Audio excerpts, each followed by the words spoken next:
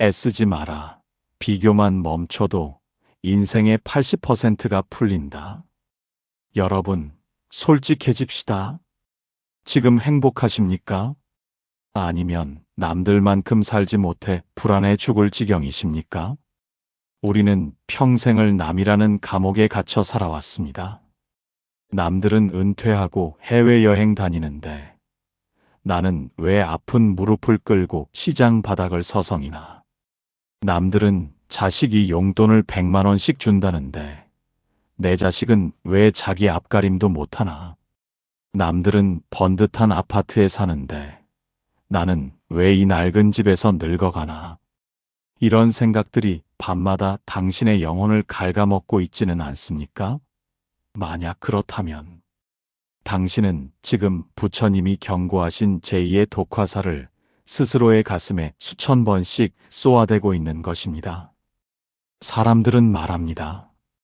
조금만 더 있으면, 조금만 더 벌면 행복해질 거야. 거짓말입니다. 단언컨대 당신이 남과 비교하는 그 고약한 버릇을 고치지 않는 한 당신이 빌 게이츠만큼 돈을 벌고 황제처럼 대접받아도 당신은 평생 불행할 수밖에 없습니다.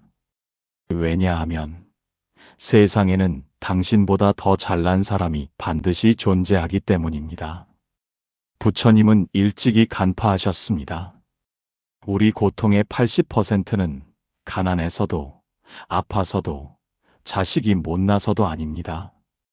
그저 남과 나를 재고 따지는 그 얄팍한 마음 하나 때문에 생기는 병입니다.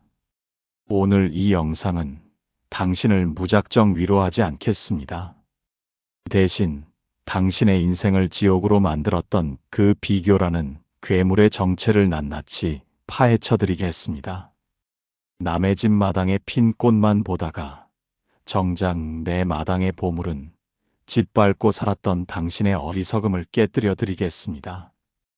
애쓰지 마십시오. 무언가를 더 얻으려고 애쓰는 것이 아니라 남과 비교하는 그 마음 하나만 딱 멈춰 보십시오. 신기하게도 당신 인생을 짓누르던 80%의 지옥 같은 무게가 그 즉시 사라질 것입니다.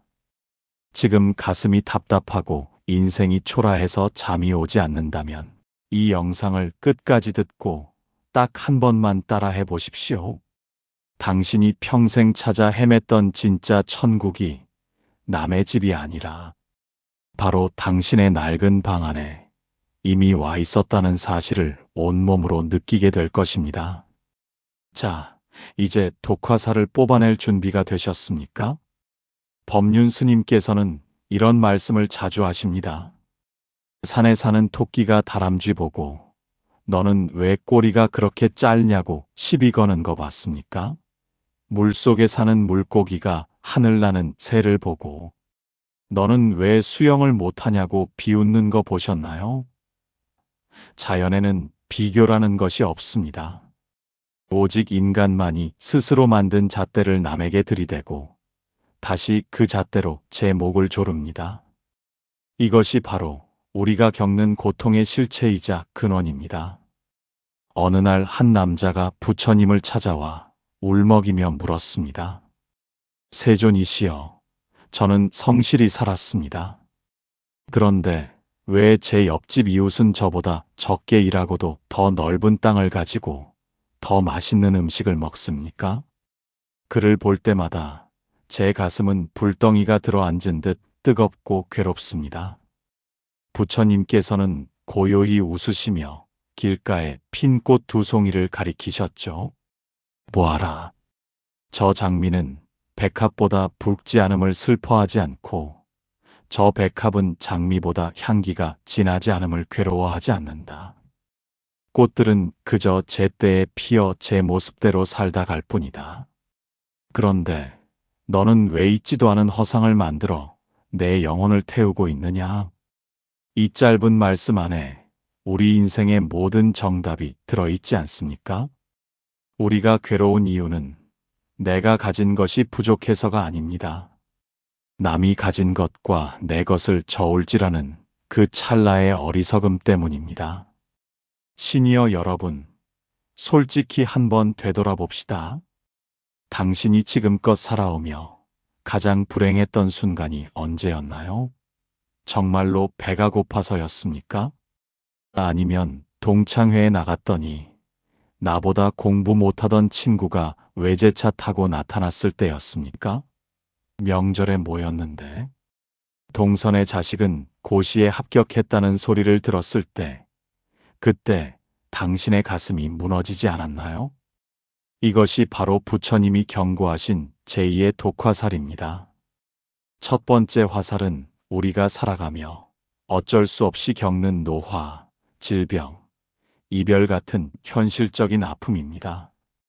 이건 누구나 맞습니다. 그런데 우리는 그 화살을 맞고 나서 왜 하필 나야? 남들은 안 그런데. 왜 나만 이래? 라는 두 번째 화살을 스스로 쏩니다. 이 두 번째 화살은 치명적입니다. 첫 번째 화살의 고통보다 수만 배는 더 아프고 깊게 영혼을 파고듭니다. 사실 당신의 무릎이 아픈 것보다 남들은 그 나이에도 등산 다니는데 나는 방구석에 누워있다는 그 비교가 당신을 진짜 환자로 만드는 법입니다. 독일의 철학자 쇼펜하우어는 이런 말을 남겼습니다.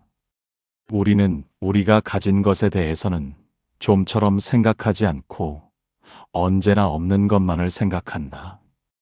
이 얼마나 뼈아픈 지적입니까? 당신에게는 따뜻한 밥을 함께 먹어줄 배우자가 있고 비바람을 피할 지붕이 있으며 오늘 하루를 무사히 마친 건강한 숨결이 있습니다. 하지만 당신의 눈은 이미 남의 집 마당에 핀 화려한 꽃에 팔려 있습니다. 내 손에 든 빵이 아무리 달콤해도 저 사람 손에 든 고기가 더 커 보이면 그 순간 당신의 빵은 쓰디쓴 모래알이 되어버립니다. 부처님께서는 남의 허물을 보지 마라. 남이 했든 안 했든 상관하지 마라. 다만 내 자신이 저지른 허물과 게으름만을 보라고 하셨습니다. 여기서 말하는 게으름은 단순히 일을 안 하는 게 아닙니다. 내 삶의 가치를 스스로 찾지 못하고 남의 시선에 내 행복을 맡겨버린 정신적 게으름을 말하는 것이죠. 여러분, 남의 인생을 부러워하는 것은 내 인생에 대한 가장 큰 신뢰이자 학대입니다. 생각해 보십시오. 우리가 그토록 부러워하는 그 사람, 정말 행복할까요? 법륜 스님의 증문즉서를 들어보면 기가 막힌 사연들이 넘쳐납니다. 밖에서는 남편이 사장님이고 자식이 박사라며 동네방네 자랑하는 부인이 알고 보니 집에서는 남편의 폭언에 시달리고 자식과는 남남처럼 지내며 피눈물을 흘리는 경우가 허다합니다. 세상에 공짜는 없습니다. 남들이 누리는 화려함 뒤에는 반드시 그만큼의 대가가 숨어 있습니다. 우리는 그 포장지만 보고 내 소갈맹이를 비하합니다. 이 얼마나 바보 같은 짓입니까? 중국의 선사 임제는 수처작주 입처계진이라 했습니다. 머무는 곳마다 주인이 되라. 그러면 서 있는 그곳이 모두 진리다라는 뜻입니다. 당신이 월세방에 살든 낡은 옷을 입었든 당신이 그 삶의 주인이 되어 이것이 나의 최선이다라고 당당히 말할 때 그곳이 바로 극락입니다. 반대로 수천억 자산가라도 남과 비교하며 저놈보다 내가 더 벌어야 하는데 라고 안달한다면 그곳이 바로 아비규환의 지옥입니다. 인생의 80%가 풀리는 비결은 아주 간단합니다. 지금 이 순간 당신의 고개를 돌려 남을 향하던 시선을 거두십시오. 그리고 당신의 발등을 보십시오. 당신이 걸어온 그 거칠고 투박한 발자국들이 얼마나 위대했는지 느껴보십시오. 당신은 자식들을 굶기지 않았고 모진 세월을 견디며 여기까지 살아남았습니다. 그것만으로도 당신은 박수받아 마땅한 승리자입니다. 그런데 왜 아직도 남의 점수표를 들고 당신의 인생을 채점하고 있습니까? 이제 그 채점표를 찢어버리십시오. 당신의 인생은 오직 당신만이 채점할 수 있습니다. 남이 매긴 점수는 가짜입니다. 부처님 말씀처럼 스스로를 등불로 삼고 스스로를 의지처로 삼으십시오. 남이라는 바람에 흔들리는 촛불이 되지 말고 어떤 폭풍 후에도 꺼지지 않는 내면의 태양을 찾으십시오. 비교를 멈추는 그 찰나, 당신을 짓누르던 열등감의 바위 덩어리가 솜사탕처럼 가벼워질 것입니다. 이것이 바로 고통에서 벗어나는 첫 번째 비밀입니다. 부처님께서 태어나자마자 7걸음을 걷고 외치셨다는 그 유명한 말씀을 기억하십니까? 천상천하 유아독존 삼계계고 아당한지. 하늘 위와 하늘 아래 오직 나만이 존귀하다는 뜻이죠. 이 말을 오해해서 내가 제일 잘났다는 오만함으로 받아들이는 분들이 계십니다. 하지만 부처님의 진짜 의도는 그게 아닙니다. 이 세상 그 누구와도 바꿀 수 없는 오직 나라는 존재 자체의 고귀함을 깨달으라는 일갈이었습니다. 우리는 왜 이 존귀함을 잊고 삽니까? 왜 내 인생의 핸들을 남에게 넘겨주고 뒷좌석에서 불안해하며 살고 있느냐 말입니다. 법륜 스님께서는 늘 말씀하시죠. 자기가 자기 인생의 주인이 되어야 행복해질 수 있다. 그런데 우리는 주인이 아니라 종으로 삽니다. 남이 칭찬하면 기분 좋아서 실실 웃고, 남이 비난하면 하루 종일 밥도 못 먹고 끙끙 앓습니다. 내 기분과 내 행복이 남의 혀끝에 달려 있는데 이게 종이 아니고 무엇이겠습니까? 인도의 사상가 지두 크리슈나무르티는 이런 말을 했습니다. 비교하는 마음이 멈출 때 비로소 사랑과 창조가 시작된다. 여러분, 우리가 남과 비교하는 이유는 나 자신을 믿지 못하기 때문입니다. 내가 가진 것이 부족해서가 아니라 내가 누구인지 모르기 때문에 자꾸 남의 성적표를 훔쳐보는 것입니다. 부처님께서는 남의 잘못을 보지 마라. 남이 했든 안 했든 상관하지 마라고 하셨습니다. 남이 어떻게 살든, 남이 무엇을 가졌든 그것은 그 사람의 인생일 뿐입니다. 당신과는 아무런 상관이 없는 일입니다. 어느 마을에 아주 큰 부자가 살고 있었습니다. 그는 금으로 된 식기를 쓰고 비단 옷을 입었지만 늘 불행했습니다. 왜냐하면 이웃 마을의 부자가 자기보다 더 큰 보석을 가졌다는 소문을 들었기 때문이죠. 그는 부처님을 찾아가 어떻게 하면 그 보석을 가질 수 있느냐고 물었습니다. 그때 부처님께서는 그에게 흙 한 줌을 쥐어주며 말씀하셨습니다. 이 흙 속에는 금도 들어있고 은도 들어있으며 모든 생명의 근원이 들어있다. 내가 가진 금 식기가 이 흙보다 귀하다고 생각하느냐? 그 보석이 내 목숨보다 소중하느냐? 내가 죽을 때 그 보석을 가져갈 수 있느냐? 이 질문은 지금 우리에게도 유효합니다. 당신이 부러워하는 그 사람의 아파트, 그 사람의 자식, 그 사람의 돈, 죽음의 문턱 앞에서 그것들이 단일 그람의 가치라도 있을 것 같습니까? 우리는 영원하지도 않은 것들을 붙잡으려 애쓰느라 영원히 변치 않는 내 안의 평화를 짓밟고 있습니다. 로마의 철학자 세네카는 인생은 우리가 살았던 시간의 길이가 아니라 우리가 얼마나 깨어 있었느냐에 의해 결정된다고 했습니다. 남과 비교하며 허송세월하는 시간은 당신의 인생에서 죽은 시간입니다. 이제 연습해야 합니다. 남의 시선이라는 독감에서 회복되는 연습 말입니다. 첫 번째는 알아차림입니다.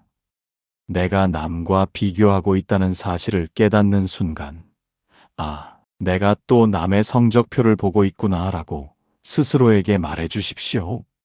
그리고 즉시 시선을 내 안으로 돌리십시오. 남의 집 마당을 구경하지 말고 내 집 마당에 잡초를 뽑으라는 말입니다. 내 몸의 감각, 내 숨소리, 지금 내가 마시는 차 한 잔의 온기, 거기에 집중하십시오. 현재에 머무는 자는 비교하지 않습니다. 비교는 언제나 과거의 후회나 미래의 불안에서 피어나는 곰팡이와 같기 때문입니다. 두 번째는 나만의 기준을 세우는 것입니다. 세상이 말하는 성공의 기준은 하나같이 똑같습니다. 돈, 권력, 명예. 하지만 부처님이 보시기에 그것은 모두 신기루에 불과합니다. 진정한 성공은 오늘 하루 내가 얼마나 평온했는가, 내가 얼마나 남에게 친절했는가, 내가 얼마나 나 자신을 사랑했는가에 달려 있습니다. 남들이 5억 원짜리 차를 타든 50억 원짜리 집에 살든 당신이 오늘 소박한 된장찌개를 맛있게 먹고 참 잘 먹었다라고 진심으로 느꼈다면 당신이 그들보다 훨씬 성공한 인생입니다. 법륜 스님의 말씀처럼 남의 눈치 보며 사는 인생은 가짜입니다. 남에게 잘 보이려고 애쓰는 것은 남의 노예가 되는 길입니다. 나는 이렇게 산다. 이게 나다라고 당당하게 말할 수 있어야 합니다. 남이 나를 어떻게 생각하는지는 그 사람의 숙제이지 당신의 숙제가 아닙니다. 그 숙제를 당신이 대신 풀려고 하지 마십시오. 당신은 당신의 인생이라는 숙제만 잘 풀면 됩니다. 철학자 니체는 자신을 사랑하지 않는 자는 남을 시기하고 질투한다고 경고했습니다. 여러분, 스스로를 귀하게 여기십시오. 당신은 이 우주에 단 하나뿐인 존재입니다. 당신이 살아온 세월, 당신이 견뎌온 고난, 당신이 흘린 눈물은 그 자체로 거룩한 성전입니다. 그런데 왜 그 성전 안에 남의 쓰레기를 들여놓습니까? 남의 자랑질, 남의 험담, 남과의 비교라는 오물을 당장 치워버리십시오. 비교를 멈추면 인생의 80%가 풀린다는 말은 결코 과장이 아닙니다.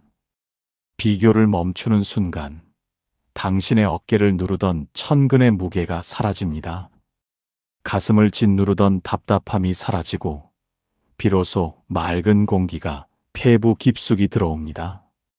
그때서야 보일 것입니다.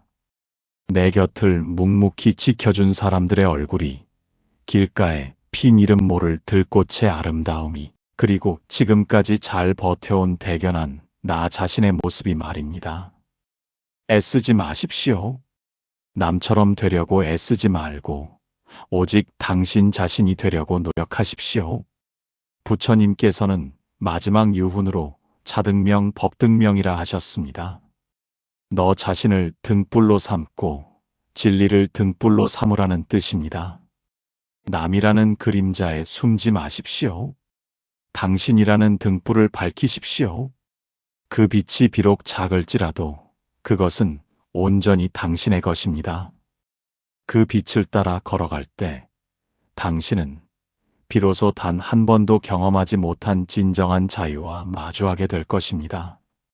비교만 멈춰도 인생의 80%가 풀린다는 말이 그저 좋은 덕담처럼 들리십니까? 절대 아닙니다.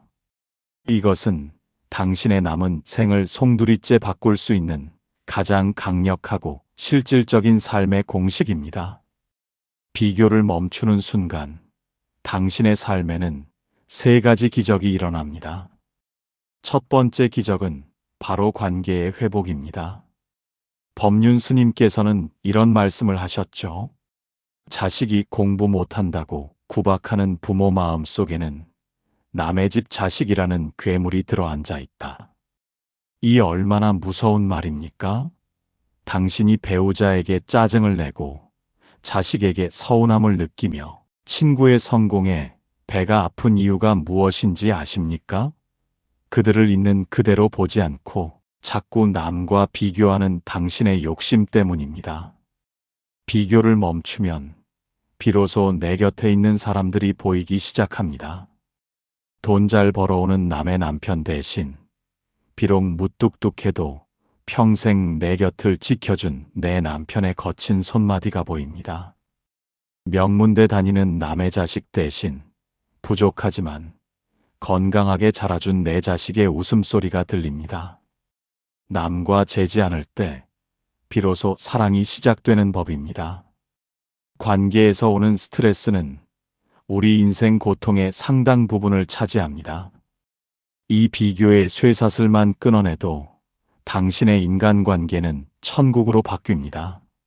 아이고, 저 사람 저만 하면 참 고맙지라는 마음 하나가 당신의 인생을 80%나 가볍게 만들어주는 것입니다. 두 번째 기적은 육체의 치유입니다. 여러분, 현대병의 근원이 스트레스라는 것은 누구나 압니다. 그런데 그 스트레스의 뿌리를 파헤쳐 보면 예외 없이 비교가 나옵니다. 왜 나는 저 사람처럼 안 될까라는 생각이 드는 순간 우리 몸에서는 독성 물질이 뿜어져 나옵니다. 심장이 두근거리고 밤잠을 설치며 소화가 안 되고 머리가 아픕니다. 이것은 몸이 당신에게 보내는 간절한 신호입니다. 제발 남의 인생 좀 그만 살고 내 몸 좀 돌보라는 비명이죠. 부처님께서는 마음이 모든 것의 근본이다. 마음이 깨끗하면 행복이 그림자처럼 따라온다고 하셨습니다. 비교를 멈추면 긴장되었던 근육이 풀리고 깊은 호흡이 가능해집니다. 마음이 평온해지면 잠이 잘 오고 잠이 잘 오면 몸의 회복 탄력성이 살아납니다. 보약 100첩보다 더 큰 효능이 있는 것이 바로 남과 비교하지 않는 마음입니다. 당신이 남보다 덜 가졌다고 괴로워할 때 당신의 세포는 죽어갑니다. 하지만 이만하면 충분하다고 만족할 때 당신의 몸은 생명의 에너지로 가득 차게 됩니다. 이것이 바로 기적 같은 치유의 시작입니다. 세 번째 기적은 진정한 풍요를 발견하는 것입니다. 철학자 에피쿠로스는 자신이 가진 것에 만족하지 못하는 사람은 세계를 다 가진다 해도 불행하다고 경고했습니다. 여러분, 풍요라는 것은 통장의 잔고에 있는 것이 아닙니다. 내 마음이 그것을 어떻게 느끼느냐에 달려 있습니다. 남과 비교하는 사람은 1000억 원을 가져도 1001억 원 가진 사람 앞에서 가난뱅이가 됩니다. 하지만 비교하지 않는 사람은 단돈 1000원으로 마시는 커피 한 잔에서도 우주를 느낍니다. 어느 가난한 노파가 부처님께 공양할 것이 없어 자신의 머리카락을 팔아 등불 하나를 밝혔습니다. 수많은 부자가 휘황찬란한 등을 수천 개 켰지만 밤바람에 그 모든 등이 꺼졌을 때 오직 노파의 등불 하나만이 끝까지 타올랐습니다. 부처님께서는 말씀하셨습니다. 이 등불은 정성 어린 마음과 스스로에 대한 믿음으로 밝힌 것이기에 결코 꺼지지 않는다. 여러분의 인생도 마찬가지입니다. 남이 켜놓은 화려한 서치라이트를 부러워하지 마십시오. 당신의 진심이 담긴 작은 등불 하나가 당신의 앞길을 훨씬 더 밝게 비춰줄 것입니다. 비교를 멈추면 비로소 진짜 내 시간이 생깁니다. 그동안 남들 어떻게 사나 훔쳐보느라, 남들 눈치 보느라 낭비했던 그 엄청난 에너지가 온전히 나를 위해 쓰이게 됩니다. 내가 좋아하는 노래를 듣고, 내가 좋아하는 길을 걷고, 내가 좋아하는 음식을 정성껏 차려 먹는 즐거움. 이 소박한 일상의 기쁨들이 모여 위대한 인생을 만듭니다. 법륜 스님의 증문즉설에 나오는 수많은 사람이 깨달음을 얻고 눈물을 흘리는 이유가 무엇입니까? 결국 내 인생이 남보다 못난 게 아니었구나. 나도 충분히 행복할 자격이 있는 사람이구나라는 것을 깨달았기 때문입니다. 인생의 80%가 풀린다는 것은 마법이 아닙니다. 내 마음의 렌즈를 남에게서 나에게로 돌리는 아주 과학적이고 심리적인 변화입니다. 여러분, 이제 결단하십시오. 오늘부터는 남의 잔치에 가서 박수만 치는 들러리 인생을 살지 않겠다고 선언하십시오. 당신 인생의 주인공은 오직 당신입니다. 당신이 행복하기 위해 남의 허락을 받을 필요는 없습니다. 부처님 말씀처럼 스스로를 섬으로 삼고 스스로를 의지처로 삼으십시오. 남이라는 파도에 휩쓸리지 마십시오. 당신이라는 섬은 이미 충분히 견고하고 아름답습니다. 비교의 사슬을 끊어내는 그 순간, 당신은 비로소 세상에서 가장 부유한 사람이 될 것입니다. 아니, 이미 당신은 부유했습니다. 단지 남의 금덩어리를 보느라 내 주머니 속의 다이아몬드를 잊고 있었을 뿐입니다. 이제 그 다이아몬드를 꺼내어 닦으십시오. 당신의 남은 생은 이전과는 비교할 수 없을 만큼 눈부시게 빛날 것입니다. 우리가 그토록 애쓰며 달려온 길의 끝에는 무엇이 기다리고 있을까요? 결국 우리 모두는 죽음이라는 공평한 문 앞에 서게 됩니다. 그런데 참 이상하지 않습니까? 평생 남보다 더 가지려 하고 남보다 더 잘나 보이려 그토록 애를 썼는데 그 문을 통과할 때는 그 어떤 것도 가져갈 수 없다는 사실 말입니다. 법륜 스님께서는 죽음에 대해 이렇게 말씀하셨습니다. 낙엽이 질 때 슬퍼할 필요가 없습니다. 낙엽이 져야 걸음이 되고 그래야 이듬해에 새싹이 돋는 법입니다. 우리 인생도 그와 같습니다. 여러분, 마지막까지 행복한 사람은 누구일까요? 통장에 잔고가 제일 많은 사람일까요? 아니면 자식들이 효도한다고 소문난 사람일까요? 아닙니다. 마지막 순간에 내 인생 참 잘 살았다. 누구의 눈치도 보지 않고 오직 나의 길을 당당하게 걸어왔다라고 웃으며 말할 수 있는 사람입니다. 로마의 황제이자 철학자였던 마르쿠스 아우렐리우스는 죽음이 언제 올지 모르니 매 순간을 마지막인 것처럼 살아라고 했습니다. 이 말은 공포를 주는 말이 아닙니다. 남과 비교하며 시간을 낭비하기에는 우리 삶이 너무나 귀하다는 뜻입니다. 여러분, 한번 생각해 보십시오. 만약 당신에게 남은 시간이 딱 일주일뿐이라면 그래도 옆집 아파트 평수를 부러워하고 계시겠습니까? 동창의 자식 자랑에 배가 아파 잠을 못 자겠습니까? 절대 아닐 것입니다. 당신은 사랑하는 사람의 눈을 한 번 더 맞추고 창가에 스치는 바람을 온몸으로 느끼며 따뜻한 밥 한 끼를 소중히 먹는데 그 시간을 쓸 것입니다. 비교를 멈추는 것은 단순히 마음 편하자고 하는 일이 아닙니다. 그것은 내 인생에 대한 가장 숭고한 예의입니다. 부처님께서는 과거는 이미 지나갔고 미래는 아직 오지 않았다. 오직 현재라는 순간에 깨어 있어라고 가르치셨습니다. 남과 비교하는 마음은 언제나 과거의 열등감이나 미래의 불안에 뿌리를 둡니다. 현재에 오롯이 깨어 있는 자는 남의 인생에 한눈 팔 시간이 없습니다. 내가 지금 숨 쉬고 있다는 이 기적 같은 사실 하나만으로도 충분히 경이롭기 때문입니다. 선가에서는 백척간두진일보라는 말을 합니다. 백자나 되는 높은 장대 위에 서서 다시 한 걸음을 내디딘다는 뜻이죠. 이것은 곧 모든 집착과 비교를 내려놓고 진정한 자유의 허공으로 몸을 던지는 용기를 말합니다. 여러분도 이제 그 용기를 내야 합니다. 평생 당신을 올감했던 남들의 시선이라는 장대 위에서 내려오십시오. 남들이 나를 어떻게 볼까 걱정하는 마음을 허공에 날려버리십시오. 법륜 스님의 증문즉서를 듣다 보면 이런 대목이 나옵니다. 스님, 저는 이룬 것도 없고 가진 것도 없어 죽는 게 두렵습니다.